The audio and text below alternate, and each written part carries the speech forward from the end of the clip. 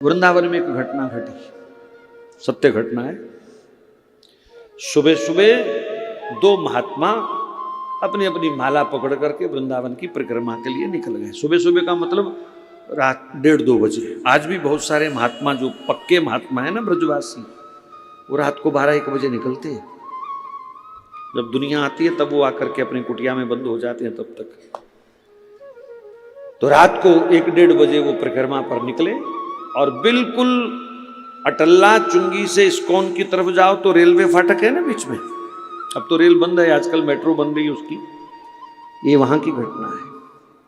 तो वहां पर जब वो महात्मा पहुंचे तो उनको सामने यमदूत खड़े हुए दिखाई दिए।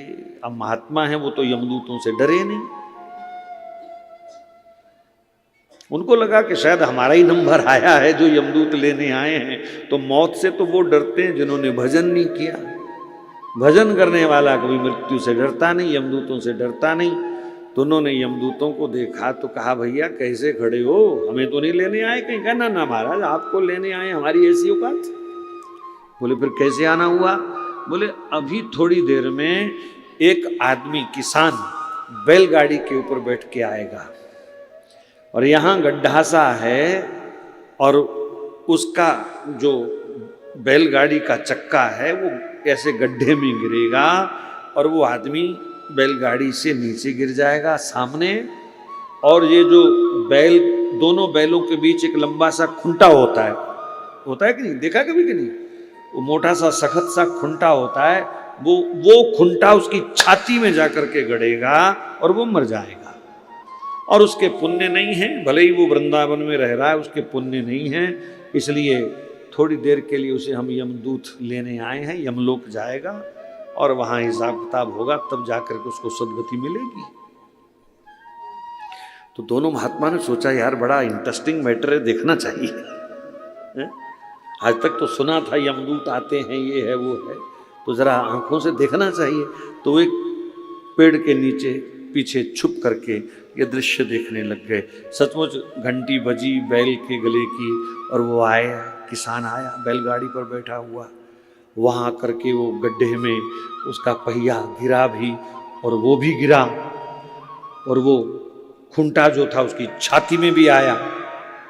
लेकिन यमदूत वहां से भाग गए, पीछे हट गए, कोई 100 मीटर पीछे हट गए। एकदम डर के मारे भाग के पीछे हो गए और जीवात्मा चली गई और वो शरीर वहीं पड़ा रह गया।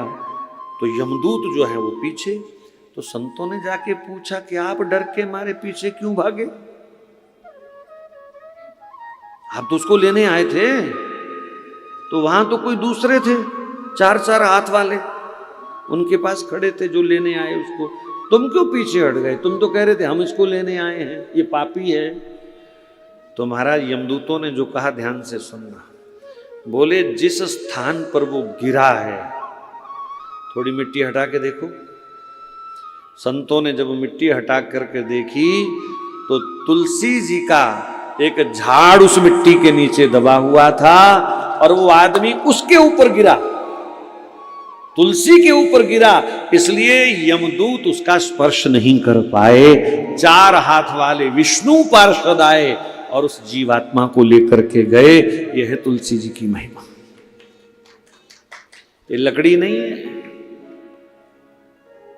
पूज्य डोंगरे जी महाराज तो साक्षात कहा करते थे कि कली काल में श्री तुलसी जी तो साक्षात श्री राधा हैं, श्री राधा। क्यों जी? जब इतने बड़े संतों की मान्यता है। पूज्य कृपात्री जी महाराज सन्यासी थे और सन्यासी रुद्राक्ष पहनते हैं, तुलसी नहीं पहनते। लेकिन कृपात्री जी महाराज ने पूरा जीवन तुलसी की माला धारण करी। कभी तुलसी, हालांकि उनका विरोध हुआ, कई संतों ने विरोध किया, एक ऐसा सन्यासी है तुलसी धारण करता है, लेकिन उन्होंने कभी भी अपने कंठ से तुलसी को अलग नहीं किया।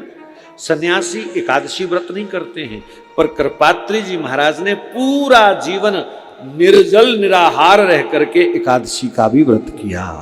उन्होंने जीवन में कभी एकादशी नहीं छोड़ी, निर्जल रहते थे अंतिम समय तक।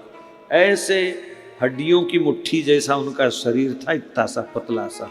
आप उनका पिंजर गिन सकते थे, हड्डियां गिन सकते थे, लेकिन इस अवस्था में भी वो हमेशा एकादशी का निर्जल निराहार व्रत करते थे।